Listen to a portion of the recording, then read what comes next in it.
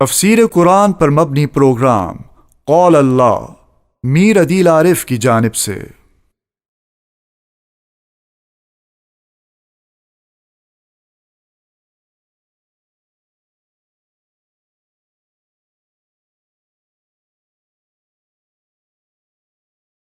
بسم اللہ الرحمن الرحیم۔ پروگرام قال اللہ میں آج ہم انشاءاللہ سورہ توبہ کا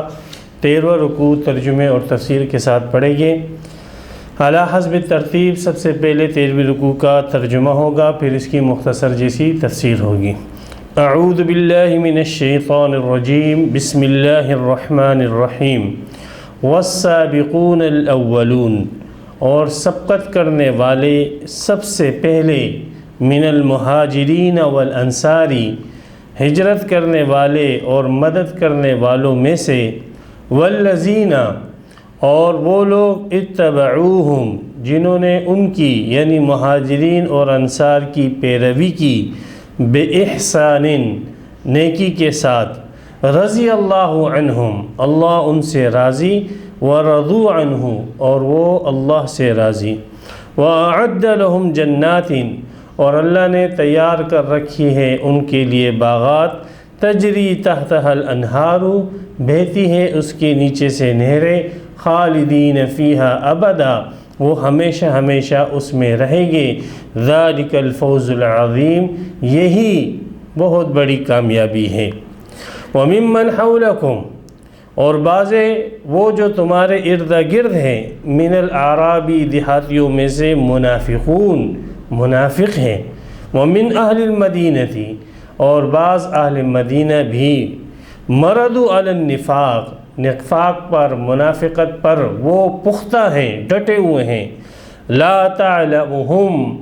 آپ انہیں نہیں جانتے ہو، نحن نعلمہم، ہم انہیں جانتے ہیں، سنعذبہم مرتین، ہم انہیں عذاب دیں گے 2 مرتبہ، ثم یردون الی عذاب عظیم، پھر وہ لوٹائے جائے گے بڑے عذاب کی طرف، وآخرون اعترفوا، اور دوسرے وہ جنہوں نے اعتراف کیا، بذنوبہم، اپنے گناہوں کا، خلطوا، انہوں نے ملا دیا، عملا صالحا، ایک نیک عمل کو، وآخر سیئا، اور دوسرا برا عمل، عسى اللہ ان یتوب علیہم، قریب ہے کہ اللہ رحمت کے ساتھ متوجہ ہو جائے ان پر، ان اللہ غفور الرحیم، بے شک اللہ بخشنے والا، رحم کرنے والا ہے۔ خذ من اموالہم، لے لیجئے ان کے مالوں میں سے، صدقتاً، صدقہ، تطہرہم، وہ انہیں پاک کرتا ہے، صدقہ انہیں پاک کرتا ہے، یا تطہرہم، تو انہیں پاک کرتا ہے، وتزکیہم، اور ان کا تزکیہ کرتا ہے، بہا، اس صدقے کے ساتھ، وصلی علیہم، اور ان کے لیے دعا کر، ان صلاتک، بے شک تیری دعائیں، سکن لہم، ان کے لیے سکون کا باعث ہے، واللہ سمیع علیم، اور اللہ سننے والا، جاننے والا ہے۔ الم یعلموا، کیا وہ نہیں جانتے، ان اللہ، بے شک اللہ، هو یقبل التوبۃ، وہ قبول کرتا ہے توبہ، عن عبادہ، اپنے بندوں سے، ویأخذ الصدقات، اور لیتا ہے صدقات، وَأَنَّ اللَّهَ، اور بے شک اللہ، هُوَ التَّوَّابُ الرَّحِيمُ، وہی توبہ قبول کرنے والا ہے، بہت زیادہ، اور بہت زیادہ توبہ قبول کرنے والا ہے، رحم کرنے والا ہے۔ وَقُلِ اعْمَلُوا، اور کہہ دیجئے عمل کرو، فَسَيَرَى اللَّهُ عَمَلَكُمْ وَرَسُولُهُ، ان قریب دیکھے گا اللہ تمہارے عملوں کو اور اس کا رسول دیکھے گا، والمؤمنون، اور ایمان والے دیکھیں گے، وَسَتُرَدُّونَ، اور ان قریب تم لوٹائے جاؤ گے، الی عالم الغیب والشہادۃ،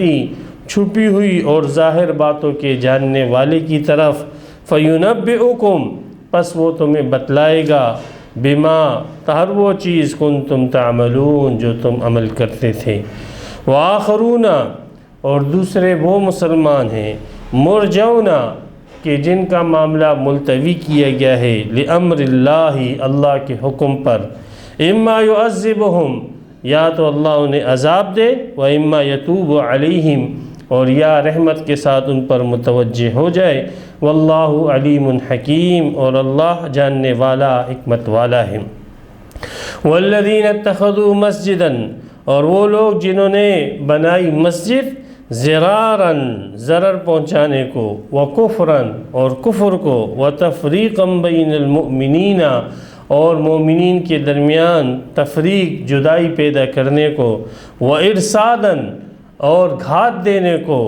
لمن اس شخص کے لیے حارب اللہ ورسولہ جس نے اللہ اور اس کے رسول کے ساتھ جنگ کی، من قبل پہلے، وَلَيَحْلِفُنَّ اور وہ ضرور بالضرور قسم کھاتے ہیں، ان اردنا الا الحسنى کہ ہمارا ارادہ نہیں ہے مگر اچھائی کا، واللہ یشہد انہم لکاذبون اور اللہ گواہی دیتا ہے بے شک یہ جھوٹے ہیں۔ لا تقم فیہ ابدا، آپ کھڑے مت ہو اس مسجد کے اندر کبھی بھی، لمسجد اسس علی التقوی، البتہ وہ مسجد جس کی بنیاد پرہیزگاری پر رکھی گئی ہے، من اول یوم پہلے دن سے، احق ان تقوم فیہ وہ زیادہ حق رکھتی ہے اس بات کا کہ آپ اس میں کھڑے ہوں، فیہ رجال اس مسجد میں ایسے مرد ہیں، یحبون جو پسند کرتے ہیں، ان یتطہروا کہ وہ اچھی طریقے سے پاک ہو جائے، واللہ یحب المطہرین اور اللہ تعالی محبوب رکھتا ہے، پسند کرتا ہے بہت زیادہ پاکی کرنے والوں کو۔ افمن اسسا یا وہ شخص جس نے بنیاد رکھی، بنیانہ اپنی عمارت کی، علی تقوی تقوی پر، من اللہ سے ڈر پر اپنی عمارت کی بنیاد رکھی، ورضوان اور اللہ کی رضامندی کے لیے اپنی عمارت کی بنیاد رکھی، خیر ایسا شخص بہتر ہے، امن یا وہ شخص اسس بنیانہ جس نے بنیاد رکھی اپنی عمارت کی، علی شفا جرف ایک کھائی کے کنارے پر، ہارن جو گرنے والی تھی، فانہار بہ پس وہ کھائی اس کو لے کر گری، فی نار جہنم جہنم کے آگ کے اندر، واللہ لا یہدی القوم الظالمین اور اللہ راہ نہیں دیتا ظالم قوم کو۔ لا یزالو ہمیشہ رہے گی، بنیانہم الذی وہ عمارت الذی بنو جو انہوں نے بنائی، وہ عمارت جو انہوں نے بنائی وہ ہمیشہ رہے گی، ریبتاً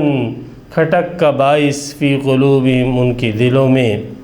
الا ان تقطع قلوبہم مگر یہ کہ ان کے دل کٹ جائے، واللہ علیم حکیم اور اللہ جاننے والا حکمت والا ہے۔ یہاں پر سورہ توبہ کا 13واں رکوع مکمل ہوا۔ اس صورت کے اندر بنیادی مضمون جیسے شروع میں عرض کر چکا تھا کہ بنیادی مضمون اس کا ایک اسلامی ریاست کا قیام تھا، اور اس اسلامی ریاست کی تحفظ اور ڈیفنس کے لیے داخلی اور خارجی طور پر ایک مسلمان حکومت کو اور ایک ایمان والی حکومت کو کون سی پالیسیاں اختیار کرنی تھی اس کا بیان تھا۔ پھر اس اسلامی حکومت کی روح اور اس اسلامی حکومت کی جڑ اور بنیاد وہ جہاد فی سبیل اللہ ہے۔ جس دن اس اسلامی حکومت نے جہاد فی سبیل اللہ کو چھوڑ دیا تو سمجھو یہ ایسا ہے جیسے ایک انسانی جسم جس کے اندر روح نہ رہا، اور یہ جسم تھوڑے سے عرصے کے بعد بدبودار ہو جائے گا۔ اسی طرح جس اسلامی حکومت نے اعلاء کلمت اللہ کو اپنا مقصد نہ بنایا اور جہاد فی سبیل اللہ کو چھوڑ دیا، وہ اس بدبودار لاش کی طرح کچھ ہی عرصے میں فنا اور ختم ہو جاتی ہے۔ اس لیے جہاد فی سبیل اللہ میں اللہ سبحانہ و تعالی نے کھل کر جو ہے جہاد فی سبیل اللہ کے مضامین اس صورت میں بتائے ہیں، اور جہاد فی سبیل اللہ کے موقع پر جو مختلف لوگوں کے رویے سامنے آتے ہیں ان کو جو ہے امت کے سامنے ظاہر کیا کہ بعض لوگ ایسے ہیں جیسے صحابہ تھے کہ انہوں نے اپنا تن من دھن سب کچھ لا کر جو ہے جہاد فی سبیل اللہ اور اعلاء کلمت اللہ پر لگا دیا، اور بعض ایسے تھے جو دعویٰ کرتے تھے ایمان کا لیکن دلوں میں ان کے کفر تھا، اس کو منافق کہا جاتا تھا۔ منافقین کے اس طبقے کو اللہ سبحانہ و تعالی نے کئی رکوعوں کے اندر ان کی علامتوں اور ان کی نشانیوں کے ذریعے سے کھولا اور واضح کیا تاکہ لوگ اس طبقے کو اچھے طریقے سے پہچان جائیں، اس لیے کہ یہ ایسا طبقہ ہے جو اہل ایمان کے اندر بیٹھ کر کافروں کے ایجنٹ بنتے ہیں۔ پھر اس جہاد فی سبیل اللہ میں بعض مسلمان بھی ایسے ہوگے جو جہاد فی سبیل اللہ سے پیچھے رہیں گے، لیکن ان کے پیچھے رہنے کی بنیاد منافقت نہ ہوگی بلکہ طبعی کسلان ہوگا، سستی ہوگی، ٹال مٹول کرنا ہوگا اور سہولتیں ہوگی، آسانیاں ہوگی، آسائشیں ہوگی۔ اس سہولت نگاری کی وجہ سے، اس سستی اور کسلان کی وجہ سے وہ جہاد فی سبیل اللہ سے پیچھے رہ جائیں گے، اگرچہ ان کو اپنے اس پیچھے رہنے پر بڑا افسوس ہوگا اور خود کو ملامت کرے گی، لیکن مسلمانوں کے اس معاشرے کے اندر، اسلامی حکومت کے اندر ایک طبقہ ایسا بھی ہوگا، اور رسول اللہ صلی اللہ علیہ وسلم کے دور میں بھی ایسا ہوا۔ صحابہ کرام غزوہ تبوک میں لڑنے کے لیے سب کچھ لے کر آ گئے، اور منافقون غزوہ تبوک میں عذر کر کے، معمولی عذر کر کے جو ہے پیچھے بیٹھے رہ گئے اور انہوں نے غزوہ تبوک میں شرکت نہ کی، اور کچھ مسلمان جن کا کوئی عذر بھی نہ تھا، ان مسلمانوں نے محض سستی کی وجہ سے، کسلان کی وجہ سے، راحت پسندی کی وجہ سے وہ نکلنے سے رہ گئے، اور ان کو اپنے اس رہ جانے پر بڑا قلق اور افسوس تھا۔ تو اس رکوع کے کچھ حصے کے اندر اس مسلمانوں کے اس طبقے کا بیان ہے اور ان کے متعلق اللہ کا کیا حکم ہے اس کا ذکر ہے، لیکن چونکہ یہ طبقہ جو صحابہ کرام کا طبقہ ہے، یہ طبقہ ایک امت کے لیے ایمان اور اسلام کا معیار ہے۔ فَإِنْ آمَنْتُمْ بِمِثْلِ مَا آمَنْتُمْ بِهِ فَقَدِ اهْتَدَوْا۔ صحابہ کرام معیار حق ہے، معیار ایمان ہے، اور ان کے اندر یہ کچھ کمی کوتاہیاں جو ہوئی ہیں، ان کمی کوتاہیوں کو لے کر صحابہ کرام کو اپنے ہدف، اپنے طعن و تشنیع کا ہدف بنانا اور صحابہ کرام کو اپنے اعتراضات کا ہدف بنانا، نشانہ بنانا، یہ مسلمان کی شان نہیں ہے۔ اس لیے اللہ سبحانہ و تعالی نے بھی جب ان صحابہ کرام کی یہ طبعی کسلان کی وجہ سے آئی ہوئی غلطی اور سستیوں کا ذکر کیا تو تمہید کے طور پر پہلے ان کی فضیلت کو بیان کیا کہ ان کی اس فضیلت کو آپ ذہن میں رکھیں، اور اس فضیلت کو ذہن میں رکھتے ہوئے اور اس کے اس درجے کو ذہن میں رکھتے ہوئے اس کے کسلان اور سستی اور جہاد فی سبیل اللہ سے پیچھے رہ جانے کی جو غلطی ہے اس کو دیکھیں۔ صرف اس غلطی کو نہ دیکھیں بلکہ اس غلطی کے ساتھ ساتھ ان کا اللہ کے ہاں جو درجہ اور مقام ہے اس کو بھی آپ ملحوظ خاطر رکھیں۔ یہ اللہ سبحانہ و تعالی نے اہل اللہ کے لیے، اللہ والوں کے لیے ایک پیمانہ عطا فرما دیا، اس لیے کہ ہمارے اس معاشرے کے اندر بعض لوگ ایسے ہیں کہ جو اللہ کے نیک بندوں کی غلطیوں کو بہت اچھالتے ہیں اور ان کی پوری زندگیوں کی اچھائیوں پر پردہ ڈالتے ہیں، اور اس ایک دو غلطیوں کی وجہ سے ان کی ساری اچھائیوں کے اوپر پانی پھیر دیتے ہیں۔ تو ایسا نہ ہونا چاہیے، وہ انسان ہیں، ان سے غلطیاں ہوئی ہوگی اور غلطی ہوتی ہوگی، اور ان غلطیوں کی اگر مناسب تعویل ہو سکے تو تعویل کی جائے، تعویل نہ ہو تو ان غلطیوں کو چھوڑ دیا جائے اور اچھے جو ان کی باتیں ہیں ان کے اندر ان کی پیروی کی جائے۔ یہی طریقہ اللہ سبحانہ و تعالی نے، یہی قانون اللہ سبحانہ و تعالی نے اس رکوع کے اندر بیان فرمایا ہے۔ چنانچہ صحابہ کرام کی غلطی پر تنبیہ کرنے سے پہلے اللہ سبحانہ و تعالی نے ان کی منقبت اور فضائل پر تنبیہ فرمائی۔ فرمایا والسابقون الاولون، اور سبقت کرنے والے سب سے پہلے نمبر پر، سب سے پہلے آنے والے، من المہاجرین والانصار، مہاجرین میں سے اور انصار میں سے، والذین اتبعوہم، اور جنہوں نے ان کی پیروی کی بے احسان نیکی کے ساتھ۔ من المہاجرین والانصار، من جو ہے عربی زبان کے اعتبار سے بیان کے لیے بھی ہو سکتا ہے اور تبعیض کے لیے بھی ہو سکتا ہے، تو بعض مفسرین نے اس کو تبعیض کے لیے مانا اور مہاجرین اور انصار کے دو طبقے کیے، ایک تو وہ طبقہ کیا کہ جو سابقون الاولون ہے، اور دوسرا وہ طبقہ جو ان کے بعد دوسرے نمبر پر ہے۔ اب سابقون الاولون کون ہیں؟ تو بعض مفسرین نے کہا کہ سابقون الاولون وہ صحابہ ہیں جو کہ غزوہ بدر میں شریک تھے۔ سابقون الاولون وہ تھے انصار جنہوں نے بیعت عقبہ کے اندر شرکت کی۔ بعض نے کہا کہ جو صحابہ جو تھے وہ فلاں غزوے کے اندر، مثال کے طور پہ غزوہ خندق کے اندر شریک ہوئے، وہ سابقون الاولون ہیں، اور جو بعد میں آئے وہ بعد کے صحابہ۔ بعض نے کہا فتح مکہ کے موقع پر، جیسے سورہ حدید کی آیت ہے، تو سورہ فتح مکہ سے پہلے جو ہے وہ سابقون الاولون ہیں وہ صحابہ، اور جو فتح مکہ کے بعد مسلمان ہوئے وہ دوسرے درجے کے صحابہ ہیں۔ تو یہ من جو ہے اگر اس کو ہم تبعیض کے لیے لیں تو صحابہ کرام میں یہ دو طبقے بن جاتے ہیں۔ اکثر مفسرین نے من کو بیان کے لیے لیا ہے اور کہا کہ والسابقون الاولون، سب سے پہلے سبقت کرنے والے اور سب سے پہلے ایمان لانے والے اس امت کے اندر، اس امت میں واقعی سب سے پہلے سبقت کرنے والے اور سب سے اول نمبر پر ایمان لانے والے وہ یہی دو طبقے تھے صحابہ کرام کے، جس میں سے ایک کو مہاجر کہا جاتا ہے اور دوسرے کو انصار کہا جاتا ہے۔ تو سابقون اولون، تمام صحابہ سابقین اولین ہیں پوری امت کی بنسبت، تمام صحابہ کرام نے سبقت کی ہے، تمام صحابہ کرام نے سب سے پہلے ایمان لایا ہے پوری امت کی بنسبت، اس لیے یہاں پر من جو ہے وہ بیان کی لیے۔ والذین اتبعوہم، اس تفسیر کے مطابق والذین اتبعوہم میں ذکر ہوگا صحابہ کرام کے پیروکار اور متبعین کا، اور وہ لوگ جنہوں نے صحابہ کرام کی پیروی کی بِإِحْسَانٍ، لیکن پیروی کی احسان کے ساتھ۔ عبداللہ ابن عباس رضی اللہ تعالیٰ عنہ فرماتے احسان یعنی نیکی، اور نیکی سے مراد یہ کہ صحابہ کرام کا ذکر وہ خیر کے ساتھ کرتے تھے۔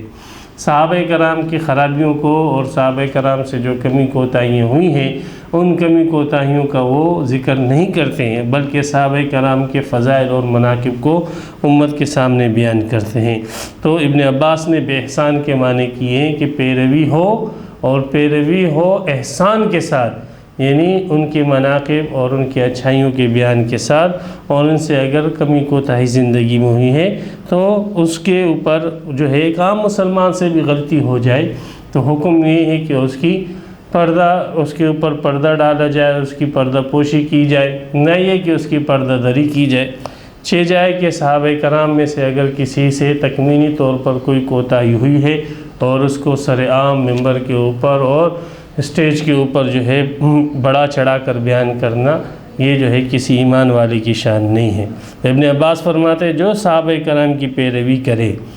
بِإِحْسَانٍ، اور پیروی بھی ہو احسان کے ساتھ، یعنی ان کے منقبت کے بیان کے ساتھ۔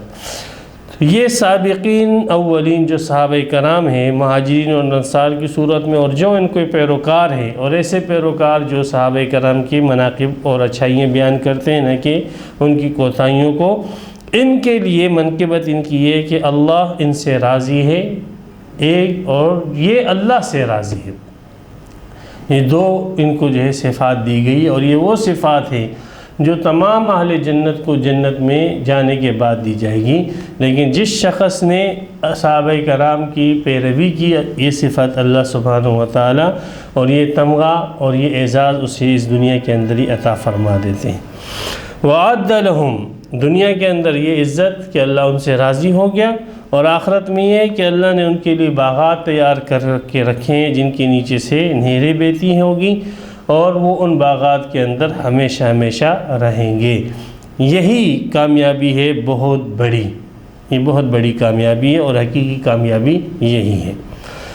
وَمِمَّنْ حَوْلَكُمْ مِنَ الْأَعْرَابِ مُنَافِقُونَ، فرمایا کہ جو دیہاتی تمہارے ارد گرد رہتے ہیں ان میں سے بعض منافقین ہیں، وَمِنْ أَهْلِ الْمَدِينَةِ، اور بعض اہل مدینہ بھی منافقین ہیں، اور وہ ایسے منافقین ہیں مردوا علی النفاق، منافقین کا ذکر تو پیچھے بھی آیا تھا، لیکن یہ ایسے منافقین ہیں کہ منافقت کے اندر اڑے ہوئے ہیں اور منافقت ان کے اندر راسخ ہو چکی ہے، ان میں اب خیر کی کوئی امید اور خیر کا کوئی پہلو نہ رہا، اور یہ اتنے ماہر ہیں منافقت کے اندر کہ عام منافقین کو تو آپ علامتوں سے پہچان جاؤ گے، ان کی گفتگو سے آپ پہچان جاؤ گے، ان کے جو ہے حرکات اور سکنات سے ان کو پہچان جاؤ گے، لیکن بعض منافقین ایسے ہیں کہ وہ منافقت کے اندر اتنے مضبوط اور پختہ ہیں کہ لا تعلمہم، آپ ان کو نہیں جان سکتے۔ وہ اپنی کوئی ایسی علامت اور پہچان ہی ظاہر نہیں کرتے ہیں، اور اپنی کوئی ایسی نشانی ہی ظاہر نہیں کرتے ہیں، اور کوئی ایسی بات ہی نہیں کرتے ہیں کہ جس سے آپ کو اس کی منافقت کا پتہ لگے۔ یہ ہوتے ہیں کٹر اور پکے منافق۔ ان کو رسول پاک صلی اللہ علیہ وسلم کو فرمایا جا رہا ہے کہ آپ جیسا ذی فراست شخص، آپ جیسا وہ ذکی اور سمجھدار شخص، وہ شخص جس کے اوپر اللہ کی وحی آتی ہے، اور جو آدمی کے چال ڈھال اور اس کے حلیے سے ہی اس کی طبیعت اور اس کے مزاج کو سمجھ جانے والا شخص ہے، تو یہ منافق اتنے پختہ منافق ہیں کہ رسول پاک صلی اللہ علیہ وسلم آپ بھی ان کو نہیں پہچانتے۔ نحن نعلمہم، ہم پہچانتے ہیں، ہم ان کو پہچانتے، ہم سے چھپ نہیں سکتے ہیں۔ سنعذبہم مرتین، تو ان کا معاملہ یہ ہوگا کہ چونکہ یہ اپنے آپ کو پکے مسلمان ظاہر کرتے ہیں، منافقوں کی طرح جنگوں سے بھی پیچھے نہیں رہتے، منافقوں کی طرح صدقہ اور خیرات کرنے میں بھی لیت لال نہیں کرتے، پس پش نہیں کرتے۔ تو اب چونکہ یہ بیچارے جو ہے اپنے آپ کو جو ہے بالکل دنیا کے اندر مسلمانوں کی طرح ہی ظاہر کرتے ہیں، اور اندر سے یہ اسلام کے پکے مخالف ہوتے ہیں، تو اب یہ جتنا جو ہے اسلام کا عمل کرتے ہیں یہ بیچارے اتنا ہی کرتے ہیں، اتنا ہی ان کا خون جلتا ہے۔ صدقہ دینے کو دل نہیں کرتا لیکن صدقہ دیتے ہیں، نماز پڑھنے کو دل نہیں کرتا لیکن نماز پڑھتے ہیں، جہاد کرنے کو دل نہیں کرتا جہاد کرتے ہیں۔ اسی طرح ان کے سارے معاملات ہیں، وہ یہ کرتے ہیں، یہ ایک قسم کا عذاب ہے جس عذاب کے اندر یہ مبتلا ہیں۔ اور دو مرتبہ عذاب، تو ایک مرتبہ تو عذاب یہ ہے کہ یہ دنیا کے اندر احکامات شریعہ پر عمل کرتے ہیں، یہ ان کے لیے ایک عذاب سے کم نہیں ہے۔ اور پھر پیچھے اللہ تعالیٰ نے جو فرمایا کہ ان کے جو مال ہے اور ان کی جو اولاد ہے فَلَا تُعْجِبْكَ أَمْوَالُهُمْ وَلَا أَوْلَادُهُمْ إِنَّمَا يُرِيدُ اللَّهُ لِيُعَذِّبَهُمْ بِهَا فِي الدُّنْيَا۔ اللہ تعالیٰ چاہتا ہے کہ ان کے ذریعے سے ان کو دنیا کے اندر عذاب دے، اور یہ مال اور یہ اولاد ان کے لیے دنیا کے اندر بھی عذاب کا باعث اور سبب بنے گا۔ تو دنیا کے اندر ایک تو احکامات پر عمل کرنا یہ ان کے لیے عذاب ہے، اور دنیا کے اندر یہ اولاد، یہ مال وغیرہ کی کثرت اور فراوانی یہ بھی ان کے لیے عذاب ہے۔ تو ایک عذاب تو دنیا کا ہے ان کا۔ دوسرا عذاب جو اللہ نے کہا ان کو دو مرتبہ عذاب دے گی، عبداللہ ابن عباس رضی اللہ تعالیٰ عنہ فرماتے ہیں کہ دوسرا عذاب وہ قبر کا ہے، کہ قبر کے اندر یہ عذاب کے اندر مبتلا ہوگی۔ یہ دو عذاب ہو گئے۔ ثم یردون الی عذاب عظیم، پھر اس کے بعد یہ بڑے عذاب کی طرف پھیر دی جائے گی، لوٹا دی جائے گی جو جہنم کا عذاب ہے۔ تو تین عذاب، دنیا کا عذاب، دنیا کی ٹینشن پریشانیاں، اور پھر قبر کی عذاب، اور پھر آخرت کا عذاب۔ یہ منافقین جو وہ منافق تھے کہ جنہوں نے اپنے منافقت کے اوپر بالکل پردے ڈالے ہوئے تھے اور کسی کے سامنے ان کی منافقت ظاہر نہ ہوئی تھی۔ عبداللہ ابن عباس رضی اللہ تعالیٰ عنہ کی ایک روایت یہ بھی ہے کہ ان کوئی جو رسوائی ہوئی تھی ایک مرتبہ مدینہ کے اندر، وہ رسوائی جو تھی وہ ان کے لیے ایک قسم کا عذاب ہے۔ رسول پاک صلی اللہ علیہ وسلم نے جمعے کے ایک بیان میں آپ علیہ الصلوۃ والسلام نے، بعض روایتوں میں آتا ہے 70 کے قریب جو ہے، اور بعض میں 12 یا 14 کے قریب جو منافقین تھے ان کے نام لے لے کر ان کو جو ہے مسجد سے باہر نکالا۔ تو یہ ایک رسوائی اور ذلت تھی جو سب مسلمانوں کے سامنے اور پورے اہل مدینہ کے سامنے ہوئی تھی۔ یہ بھی ایک قسم کا ان کے لیے عذاب ہے۔ تو یہ سارے عذابات ان پر آئے، مال اولاد کا عذاب وہ بھی ایک عذاب، احکامات کے اوپر عمل کرنے کا عذاب، رسوائی اور ذلت کا عذاب وغیرہ۔ وآخرون اعترفوا بذنوبہم، اب یہ آ گیا ان ایمان والوں کا ذکر جس کے لیے پوری ایک تمہید رکھی گئی تھی کہ یہ ہے تو اللہ تعالیٰ کے ایسے بندے کہ جن سے اللہ راضی ہے اور یہ اللہ سے راضی ہیں، لیکن ان سے ایک کمی ہوئی ہے اور انہوں نے اپنی اس غلطی کا اعتراف کیا ہے، اور اس سے اللہ سبحانہ و تعالیٰ کو پسند ہے کہ انسان سے غلطی ہو جائے تو اپنی غلطی کا اعتراف کر لے۔ وآخرون اعترفوا بذنوبہم، اور دوسرے ایسے ہیں جنہوں نے اپنے گناہ، اپنے جرم کا اعتراف کیا ہے۔ خلطوا عملا صالحا، انہوں نے ملا دیا ایک نیک عمل کو، وآخر سیئا، اور دوسرا برا عمل۔ ایک نیک عمل کیا انہوں نے اور دوسرا انہوں نے برا عمل کیا۔ نیک عمل انہوں نے کیا کیا کہ ایمان لائے، نیک عمل کیا کیا کہ دل میں صحابہ اور پیغمبر علیہ السلام اور الہ کلمۃ اللہ کی محبت ہے، پکا ایمان یہ ان کا نیک عمل ہے۔ اور دوسرا ان کا جو برا عمل تھا وہ یہ تھا کہ جہاد فی سبیل اللہ سے انہوں نے کوتاہی کی اور پیچھے رہ گئے۔ تو انہوں نے نیک عمل اور برے عمل کو آپس میں ملا دیا۔ عسى اللہ ان یتوب علیہم، قریب ہے کہ اللہ تعالی رحمت کے ساتھ ان پر متوجہ ہو جائے، ان اللہ غفور رحیم۔ نبی اکرم صلی اللہ علیہ وسلم کے صحابہ میں ابو دجانہ رضی اللہ تعالیٰ عنہ ایک صحابی تھے، تو وہ اور ان کے ساتھ تقریباً 6 اور ساتھی ان کے تھے، تو یہ بھی جو ہے سستی کی وجہ سے پیچھے رہ گئے تھے۔ ان ساتوں نے جب یہ سنا کہ رسول اللہ صلی اللہ علیہ وسلم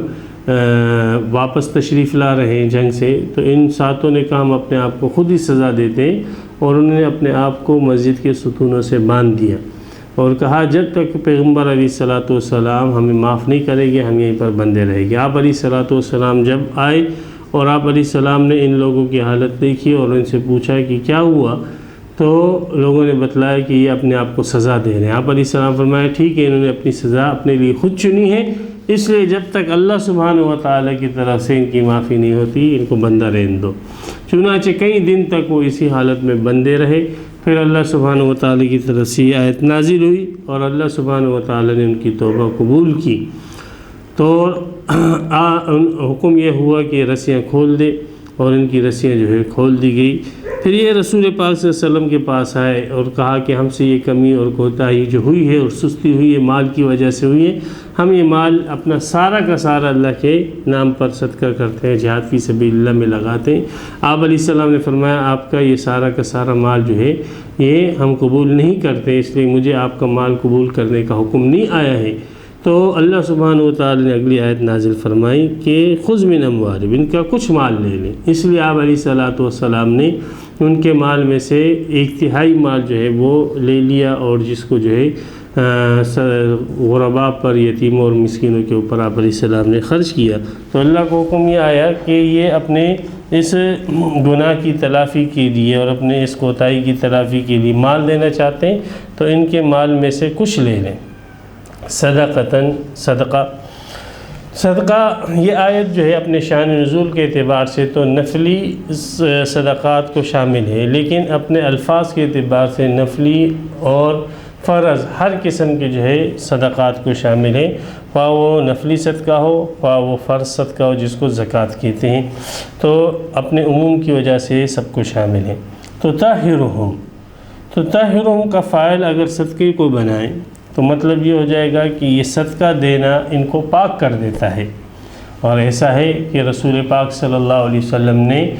زکوٰۃ میں جو مال دیا جاتا ہے اس کو گندگی بتلایا اور فرمایا کہ مال تو گندگی ہے، اور انما ہی اوساخ الناس۔ تو جب یہ شخص یہ مال زکوٰۃ کا اپنے مال میں سے نکال دیتا ہے تو یہ مال جو زکوٰۃ میں اس نے نکال دیا اس نے باقی مال کو جو ہے وہ پاک کر دیا۔ تو تطہرہم کا فاعل صدقہ بن سکتا ہے۔ دوسرا یہ تطہرہم، آپ ان کو پاک کریں، یہ معنی بھی ہو سکتا ہے۔ وتزکیہم بہا، اور تزکیہ کرے ان کا اس مال کے ساتھ۔ تو مال دینے سے اندرونی جو بیماری ہے بخل کی اور حب مال کی، یہ دو جو ہے بیماریاں، ایک حب مال اور ایک حب جاہ، رسول پاک صلی اللہ علیہ وسلم نے فرمایا یہ ایمان کے لیے ایسے مضر ہے جیسے ایک بھوکا بھیڑیا جو ہے وہ بکریوں کے ریوڑ کے لیے مضر ہو۔ تو جب ایک آدمی مال دیتا ہے تو گویا وہ اپنے ایمان میں سے آدھے ایمان کو محفوظ کرتا ہے اور پاک کرتا ہے۔ تو اس لیے فرمایا تطہرہم وتزکیہم بہا، ان کو پاک کریں اور ان کے ساتھ اس مال کے لینے کے ساتھ ان کا تزکیہ کریں۔ وصلی علیہم، یہ تو سلبی پہلو تھا، اب ایجابی پہلو، اور ان کے لیے دعائیں کریں۔ یہ بھی ایک سنت ہے کہ جو آدمی بھی زکوٰۃ صدقات لے کر آئیں تاکہ یتیموں اور مسکینوں پر خرچ کیا جائے، تو امیر کا یہ کام ہے کہ وہ اس کے لیے دعائیں کریں۔ ان صلاتک سکن لہم، بے شک آپ کی دعا ان کے لیے باعث سکون ہے۔ واللہ سمیع علیم، اللہ سننے والا جاننے والا ہے۔ نبی اکرم صلی اللہ علیہ وسلم کے پاس جب لوگ زکوٰۃ صدقات لے کر آتے تھے تو آپ علیہ الصلوۃ والسلام ان کو دعائیں دیا کرتے تھے۔ اور صحابہ کرام فرماتے ہیں کہ رسول پاک صلی اللہ علیہ وسلم کی دعا کا اثر ابن کثیر میں روایت ہے کہ 3 نسلوں تک جو ہے وہ جاری رہتا، آپ علیہ السلام کی دعا کی برکتیں 3 نسل جو ہے وہ دیکھتی تھیں۔ تو آپ علیہ السلام کو حکم ہے کہ ان کے لیے دعائیں کریں۔ یہی حکم جو رسول پاک صلی اللہ علیہ وسلم کو ہے، اور آپ علیہ السلام کے بعد آپ کے خلفاء کو جو آپ کے نائبین ہیں اور آپ کے قائم مقام بنے ہیں، جیسے ابوبکر صدیق، عمر فاروق، عثمان غنی، علی مرتضیٰ، امیر معاویہ بن ابی سفیان رضوان اللہ تعالیٰ علیہم اجمعین، یہ سارے کے سارے حضرات پیغمبر علیہ السلام کی خلفاء ہیں۔ ان سب کے لیے حکم لاگو ہوتا ہے کہ لوگوں سے زکوٰۃ وصول کریں اور زکوٰۃ وصول کرنے والوں کے لیے دعائیں کریں۔ الم یعلموا ان اللہ یقبل التوبہ عن عبادہ، کیا وہ نہیں جانتے کہ بے شک اللہ وہی توبہ قبول کرتا ہے اپنے بندوں سے۔ توبہ قبول کرنے والی ذات صرف ایک اللہ سبحانہ و تعالی کی ہے، اور کسی انسان کو، کسی فرشتے کو، کسی جن کو، کسی بھی ولی کو، کسی بھی نیک آدمی کو اللہ سبحانہ و تعالی نے یہ اختیار نہیں دیا کہ آپ اس کے پاس جاؤ اور وہ آپ کی توبہ قبول کرے۔ نہیں،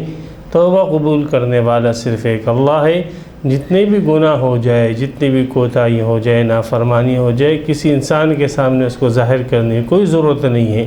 ایک اللہ کے سامنے تنہائی میں آ جائے اور اللہ کے سامنے آ کر کہیں کہ بھئی میں نے، اے اللہ، اے میرے پروردگار، مجھ سے جرم ہوا ہے، میں مجرم ہوں، میں اعتراف کرتا ہوں، اے اللہ میرے گناہوں کو معاف فرما۔ کسی انسان، کسی پیر فقیر کے سامنے اس قسم کا اعتراف نہ کیا جائے، یہ اعتراف صرف ایک اللہ کے سامنے کیا جائے، اس لیے کہ ایک اللہ ہی توبہ قبول کرنے والا ہے اپنے بندوں کی۔ وَيَأْخُذُ الصَّدَقَاتِ، اور یہ جو صدقات کا مال ہے جس کو رسول پاک صلی اللہ علیہ وسلم نے فرمایا یہ لوگوں کے مال کا میل کچیل ہے، لیکن جب ایک بندہ یہ مال اللہ کے نام پر خرچ کرتا ہے تو اللہ سبحانہ و تعالیٰ اس مال کو، اس مال کے میل کچیل کو اتنی عزت دیتے ہیں کہ اللہ سبحانہ و تعالیٰ یہ زکوٰۃ، یہ صدقات خود لے لیتے ہیں۔ جیسے اس کی وضاحت ترمذی شریف کی حدیث میں آتی ہے کہ رسول پاک صلی اللہ علیہ وسلم نے فرمایا، جب کوئی شخص کسی غریب اور فقیر کو کوئی مال زکوٰۃ اور صدقات میں دیتا ہے تو فقیر کے ہاتھ میں بعد میں جاتا ہے، پہلے اللہ تعالیٰ کے ہاتھ میں آتا ہے، اور اللہ سبحانہ و تعالیٰ اس کی ایسی پرورش کرتے ہیں جیسے تم اپنے بچڑے کی اور اپنے گھوڑے کے بچے کی پرورش کرتے ہو، اور پھر اللہ تعالیٰ اس کو بڑا کرتے ہیں، بڑھاتے ہیں، حتیٰ کہ جب وہ بندہ قیامت کے دن آئے گا تو تھوڑا سا مال جو اس نے اللہ کی رضا کے لیے خرچ کیا تھا وہ پہاڑوں جتنا ہو کر جو ہے اس کے نام اعمال میں ڈال دیا جائے گا۔ تو یہ چونکہ نسبت اس اوساخ کی اور اس میل کچیل کی وہ جہاد فی سبیل اللہ کے ساتھ اور اس میل کچیل کو اللہ کے نام پر خرچ کرنا ہو گیا، تو اس لیے اب یہ میل کچیل کی حیثیت وہ میل کچیل کی نہیں رہی، اللہ نے اس کو عزت دی۔ اور ایسی بہت ساری چیزیں ہیں، خون ناپاک ہے، گندہ ہے، لیکن شہید کا جو خون ہے، سبحان اللہ، شہید کے خون جو ہے وہ تو اللہ سبحانہ و تعالیٰ کے ہاں جو درجہ رکھتا ہے وہ تو کسی مومن سے مخفی نہیں ہے۔ روزے دار کی منہ کی بدبو، وہ تو بدبو ہے، لیکن چونکہ اس کی ایک نسبت قائم ہو چکی ہے، اس لیے وہ روزے دار کے منہ کی بدبو لخلوف فم الصائم اطیب عند اللہ من ریح المسک۔ تو یہ نسبتیں ہوتی ہیں۔ تو یہ زکوٰۃ اور صدقات میں جو مال دیا جاتا ہے خالص اللہ کی رضا کے لیے، یہ اگرچہ اوساخ ہے، اگرچہ یہ خون ہے، اگرچہ یہ بدبو ہے منہ کی، لیکن چونکہ اس کی نسبت قائم ہو چکی ہے اس لیے اب اس کے وہ جو ہے مقام نہیں رہا، اب اس کا مقام اور اس کا مرتبہ تبدیل ہو گیا۔ اس لیے اللہ سبحانہ و تعالیٰ نے زکوٰۃ اور صدقات دینے والوں کی قدر کی اور فرمایا کہ تم جو زکوٰۃ اور صدقات دیتے ہو یہ زکوٰۃ اور صدقات جو ہے وہ اللہ لے لیتا ہے۔ وَأَنَّ اللَّهُ هُوَ التَّوَّابُ الرَّحِيمُ، اور اللہ وہی توبہ قبول کرنے والے ہیں، بہت زیادہ رحم کرنے والے ہیں، بہت زیادہ۔ وَقُلِ اعْمَلُوا فَسَيَرَى اللَّهُ عَمَلَكُمْ وَرَسُولُهُ، اب عمل شروع کر دو۔ توبے کی شرطوں میں سے ایک شرط یہ ہے کہ اس کے اوپر ندامت ہو، اعتراف میں نے غلطی کر لی ہے نہیں، اعتراف ہو اللہ کے سامنے، انسانوں کے سامنے اعتراف نہیں ہو، اعتراف اللہ کے سامنے۔ وآخرون اعترفوا بذنوبہم، اللہ کے سامنے اعتراف ہو۔ اگر کوئی شخص کسی انسان کے سامنے اعتراف کرتا ہے تو یہ توبہ نہیں ہے، اعتراف اللہ کے سامنے ہو کہ اللہ میں تیرا مجرم ہوں اور میں نے تیرے حکم کی عدولی کی ہے اور تیرے حکم کو پامال کیا ہے، اے اللہ میں تیرا مجرم ہوں، میں ذلیل ہوں، میں نے تیرے حکم کو پس پشت ڈالا ہے۔ تو ایک تو یہ ہے کہ اس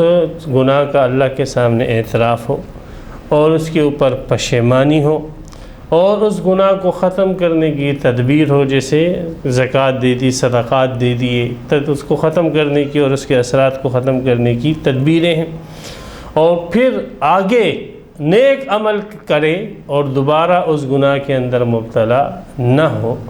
اور ایسے نہ ہو کہ منہ سے توبہ کر رہا ہے، تسبیح استغفر اللہ کی کر رہا ہے اور گناہ جو ہے وہی کر رہا ہے، توبہ کر رہا ہے استغفر اللہ اور بدنظیری کر رہا ہے، اسی گناہ کے اندر جو ہے مبتلا ہے، اسی گناہ کے اندر منہمک ہے اور منہ سے استغفار کر رہا ہے۔ ایسا نہ، بلکہ وقل اعملوا، اپنے حالات کے اندر تبدیلی لے کر آئے، غلطیاں ہو چکی ہے، دوبارہ ایسی غلطی نہ کرنے کی کوشش کریں اور اعمال صالحہ کی طرف رجوع کریں، اپنے اعمال کو تبدیل کریں۔ اللہ تعالیٰ ان کے تمہارے عملوں کو دیکھے گا اور اس کا رسول دیکھے گا اور مومنین دیکھے گی، اور چونکہ یہ تو ظاہر اعمال دیکھیں گے تمہارے، اور پھر حقیقی جو اندر کا عمل ہے، جو اخلاص ہے کہ نہیں ہے، وہ تو اللہ کو معلوم۔ وَسَتُرَدُّونَ إِلَىٰ عَالِمِ الْغَيْبِ وَالشَّهَادَةِ، اور عنقریب لوٹا دیے جاؤ گے تم ایسی ذات کی طرف جو غیب کو بھی جانتا ہے، جو انسانوں سے چھپی ہوئی چیزیں ہیں، اور جو ظاہر ہے اس کو بھی جانتا ہے، ظاہر عمل کو بھی جانتا ہے، اور وہ عمل کس ارادوں سے اور کس نیتوں سے کیا گیا ہے اس کو بھی جاننے والا ہے۔ فَيُنَبِّئُكُمْ، وہ بتا دے گا تمہیں، بِمَا كُنتُمْ تَعْمَلُونَ، جس وجہ سے تم وہ عمل کرتے تھے، کہ کس ارادے سے کرتے تھے، کیا مفادات تھے، واقعی اللہ کا ڈر تھا، اللہ کی رضا مقصود تھی، یا جو ہے اپنے مفادات اور دنیا کی غرض سے وہ عمل کرتے تھے۔ تو اللہ تبارک و تعالی جو ہے تمہیں بتلا دے گا، بما، وہ سبب، کنتم تعملون، جس کی وجہ سے تم عمل کرتے تھے۔ وآخرون مرجون، یہ جن صحابہ کرام سے کوتاہی ہوئی تھی، ان میں سے بعض نے تو آ کر اپنے آپ کو خود سزا دے دی، اور بعض ایسے اور اعتراف کیا، پیغمبر علیہ السلام کے پاس آئے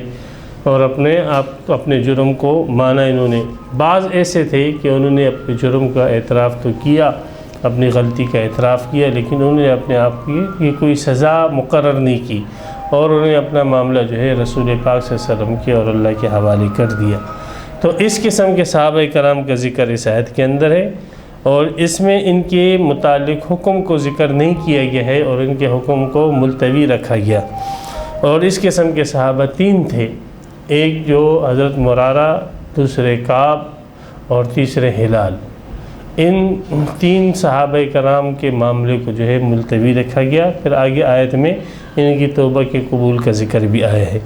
رسول پاک صلی اللہ علیہ وسلم نے بھی جب دیکھا کہ اللہ تعالیٰ نے ان کے معاملے کو ملتوی کیا، تو آپ علیہ السلام نے صحابہ کرام کو حکم دیا کہ ان کا سوشل بائیکاٹ کر دیا جائے، اور پورے 50 دن تک ان لوگوں کا سوشل بائیکاٹ کیا گیا، اس کے ساتھ سلام دعا ختم کر دی گئی، کلام ختم کر دیا گیا، حتیٰ کہ گھر والیوں کو کہا گیا ان کو چھوڑ کر اپنے والدین کے گھر چلی جاؤ وغیرہ۔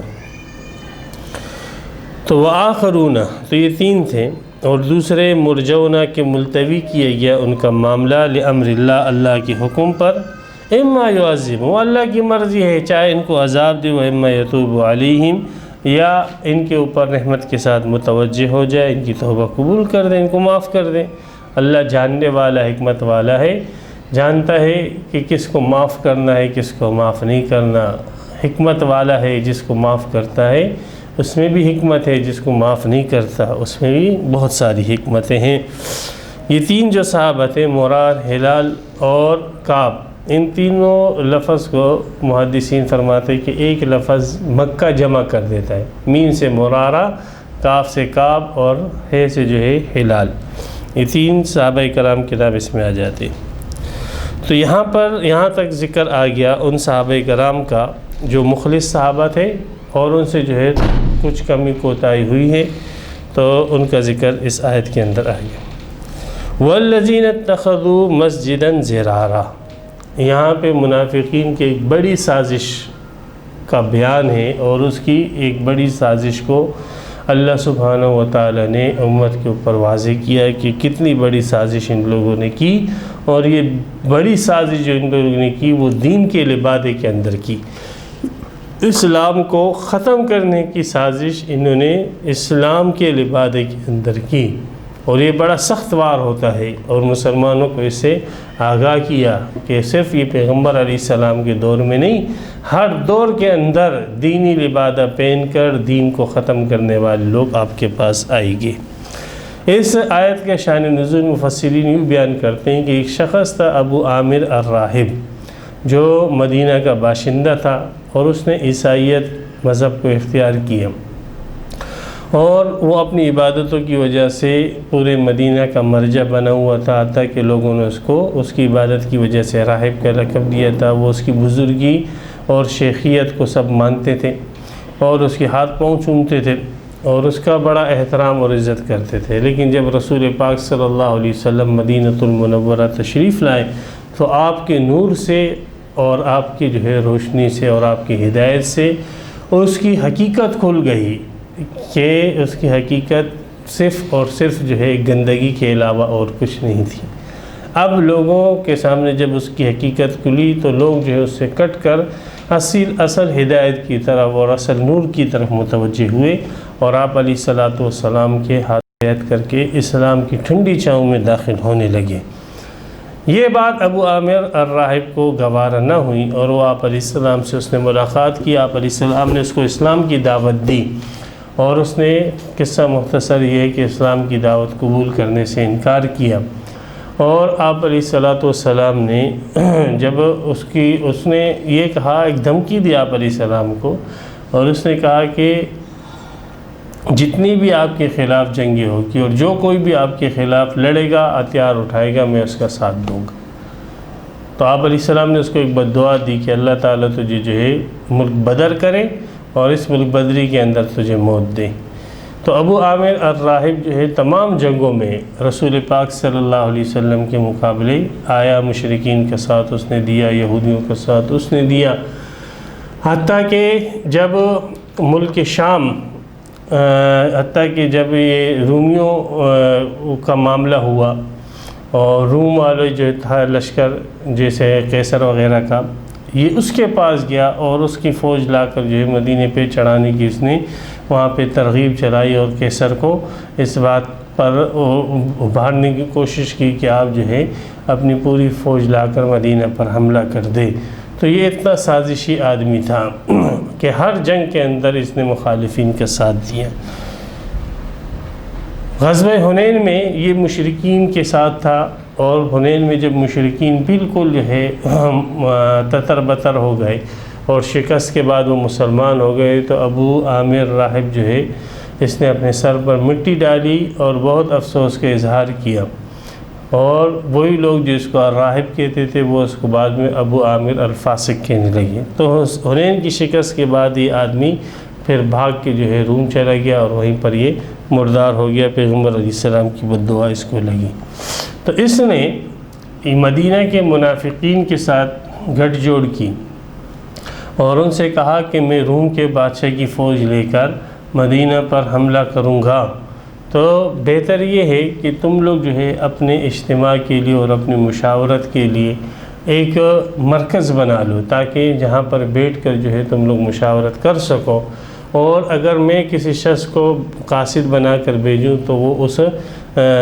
جگہ میں ٹھہر سکے، اور اس جگہ کے اندر جو ہے تمہاری باتوں پر کوئی مطلع نہ ہو۔ اس انداز سے آپ نے کام کرنا ہے۔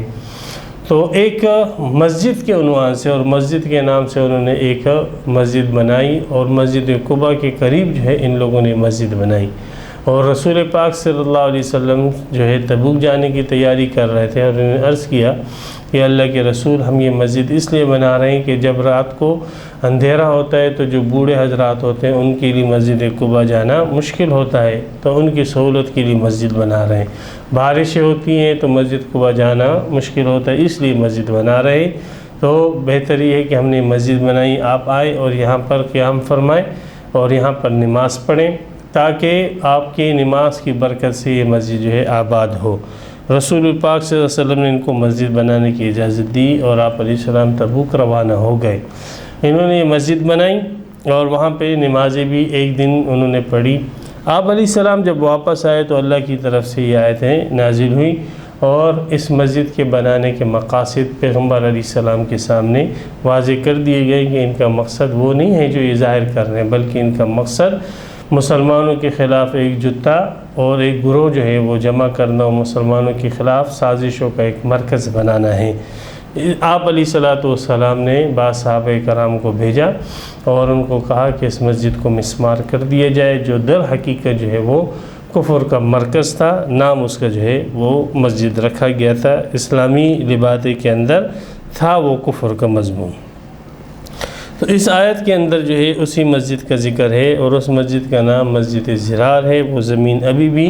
کچرا کنڈی کے طور پر پڑی ہوئی ہے اور وہ زمین پر کوئی آبادی ہوتی بھی نہیں، ایسی ناپاک ہے۔ تو صحابہ کرام وہاں پر گئے اور اس مسجد کو انہوں نے جلا دیا، مسمار کر دیا، اور ان منافقین کی ساری سازشیں اور ابو عامر الفاسق کی وہ ساری پلاننگ جو ہے وہ دھری کی دھری رہ گئی۔ والذین اتخذوا مسجدا زرارا، اور وہ لوگ جو مسجد بناتے ہیں ضرر پہنچانے کے لیے، تکلیف پہنچانے کے لیے، ان کا مقصد ضرر پہنچانا ہے، اسلام کو نقصان دینا ہے، مسلمانوں کو نقصان دینا ہے۔ وکفرا، اور انہوں نے مسجد بنائی کفر کے لیے تاکہ کفر کو ایک مرکز مل جائے۔ وتفریقا بین المؤمنین، اور ایمان والوں کے درمیان تفریق بھی ہو جائے کہ اختلافات اٹھائے جائیں اور ان اختلافات کو ہوا دی جائے اور ایک تفرقہ بازی جو ہے ایمان والوں کے درمیان ہو جائے۔ وارصادا، اور ایک گھات اور پناہ گاہ مل جائے اس شخص کو جس نے اللہ اور رسول کے ساتھ جنگ کی من قبل، اس سے پہلے، تو اس سے مراد جو ہے وہ ابو عامر ہے۔ وَلَيَحْلِفُنَّ، اور یہ ضرور بالضرور قسم کھائے گی، ان اردنا الا الحسنى، کہ ہمارا ارادہ اچھائی کے علاوہ اور کچھ نہیں ہے۔ وَاللَّهُ يَشْهَدُ إِنَّهُمْ لَكَاذِبُونَ، اللہ گواہی دیتا ہے کہ بے شک یہ لوگ جھوٹ بول رہے ہیں۔ لا تقم فی ابدا، آپ اس میں کبھی بھی قیام نہ کریں، اس مسجد کے اندر قیام آپ نہ کریں، اس میں نماز نہ پڑھیں۔ تو آپ علیہ السلام نے اس میں نماز نہ پڑھی۔ تو یہ مسجد زرار جو ہے شکل اس کی مسجد کی ہے، لیکن اس کے اندر یہ 4 کام تھے: مسلمانوں کو نقصان پہنچانا، کفر کو مرکز بنانا، کفر کا مرکز بنانا، ایمان والوں کے درمیان تفرقہ بازی اور اختلافات پیدا کرنا، اور کافروں کے لیے ٹھکانہ مہیا کرنا۔ یہ 4 صفات جس جگہ پر بھی ہوگی وہ جگہ جو ہے مسجد زرار کے حکم میں ہوگی۔ جیسے ایک ملک والے دوسرے ملک کے اندر جو ہے وہ اس قسم کے اڈے بنا لیتے ہیں اور وہاں پر ان کا مقصد جو ہے اس ملک کو ضرر پہنچانا، اس ملک کے باشندوں کو ضرر پہنچانا ہے، وہاں پہ تخریبی کارروائیاں کرنا ہے، اور وہاں پر اس ملک کے رہنے والوں کے درمیان جو ہے اختلاف پیدا کر کے ان کے درمیان تفریق پیدا کرنا ہے، اور اسی طریقے سے جو دشمنان ہوئے اس ملک کے اس کو پناہ مہیا کرنا ہے۔ تو یہ تو ایک عالمی قانون اور دستور ہے کہ اس قسم کے جتنے بھی مراکز ہیں وہ مراکز جو ہے وہ ختم کیے جائیں گے۔ تو وہ مراکز خواہ وہ کسی بھی عنوان سے ہو، جیسے یہاں پر ایک دینی اور اسلام کی ایک مقدس عنوان سے جو ہے اس مضموم مقاصد کی تکمیل کی جا رہی تھی، تو ظاہری صورت اور شکل کو نہیں دیکھا جائے گا، بلکہ جو حقیقی مقاصد ہے ان کو سامنے رکھ کر جو ہے اس عمارت کے متعلق فیصلہ کیا جائے گا۔ اسی طرح اگر کوئی چرچ ہے، کوئی مندر ہے، اور اس چرچ اور مندر کا مقصد مسلمانوں میں تفریق کرنا، مسلمانوں کے درمیان مسلمانوں کو ضرر پہنچانا، مسلمانوں میں کفر کو مروج کرنا اور مسلمانوں کے دشمنوں کو، تو اس کا بھی یہی حکم ہوگا۔ یہ نہیں ہے کہ مسجد کا حکم تو یہ ہے، اس میں اگر یہ 4 کام ہو تو اس کا حکم یہ ہے، اس کو ختم کرو،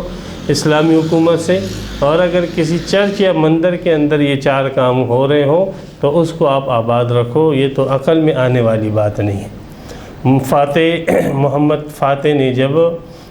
استنبول قسطنطنیہ کو فتح کیا تھا تو وہاں پہ ایک چرچ تھا آیا صوفیہ کے نام سے،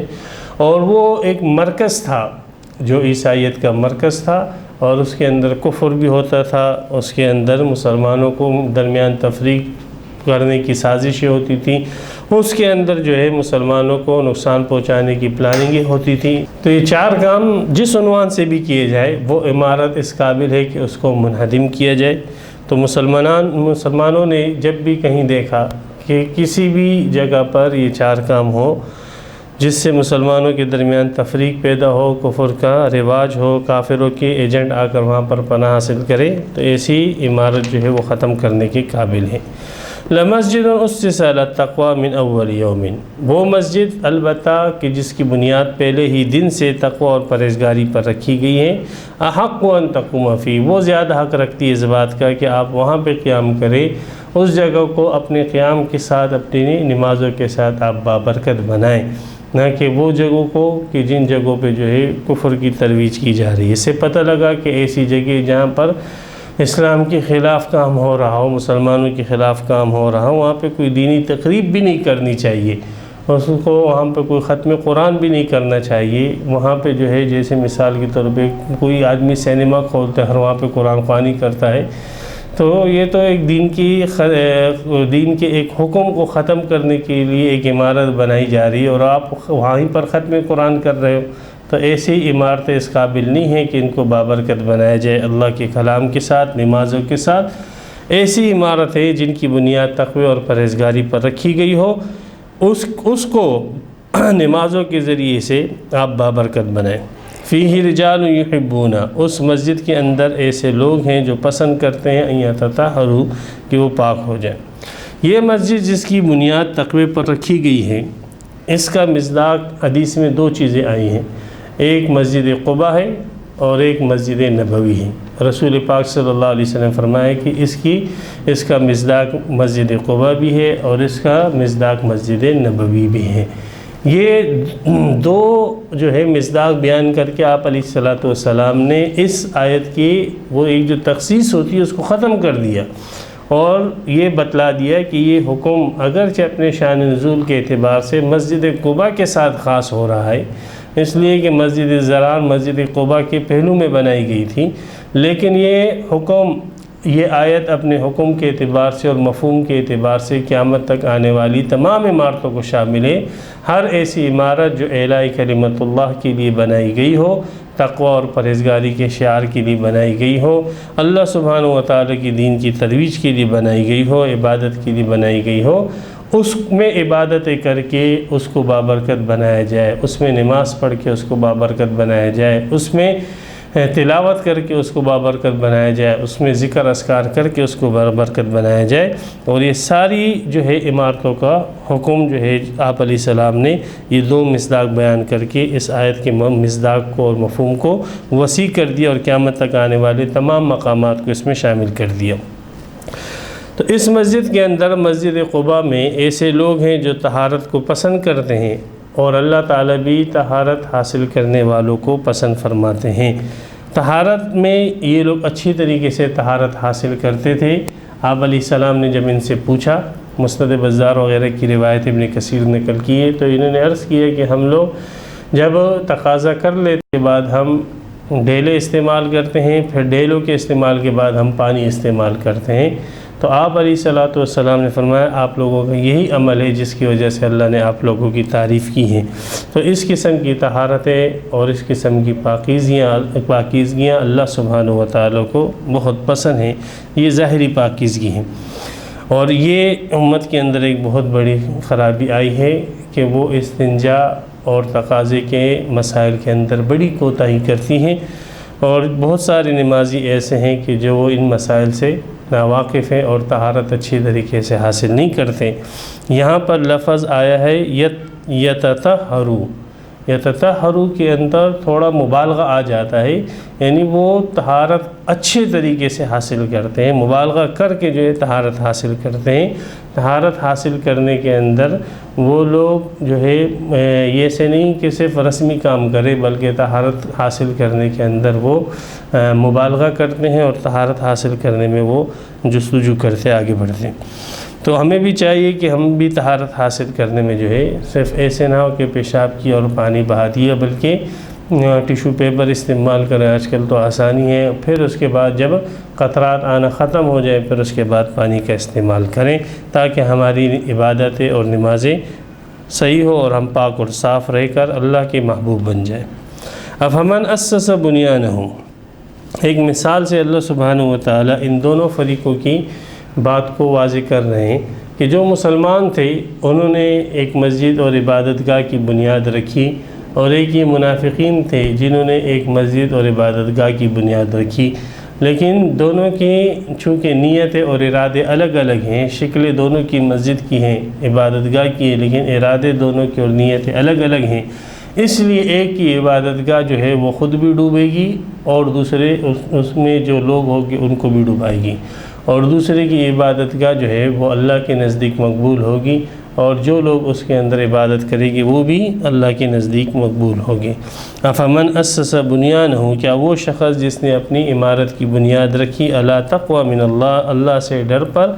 ورضوان اور اللہ کی رضا حاصل کرنے کے لیے، خیر، ایسا شخص بہتر ہے، یا وہ شخص جس نے اپنی عمارت کی بنیاد رکھی علی شفا جرف، ایک کھائی کے کنارے پر، کھائی ہے کسی بھی ٹائم اس کی عمارت نیچے گر سکتی ہے، ہارن، ایسی کھائی جو گرنے والی ہے،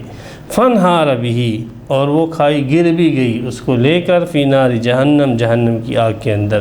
تو یہ دونوں تعمیرات ہیں، ایک تعمیر اور دوسری تعمیر، شکل ایک طرح ہے لیکن ارادے اور مقاصد کی وجہ سے ایک اللہ کے نزدیک، ایک عمارت کے رہنے والے اللہ کے نزدیک مقبول ہو گئے، دوسرے کے مردود ہو گئے۔ واللہ لا یہدی القوم الظالمین۔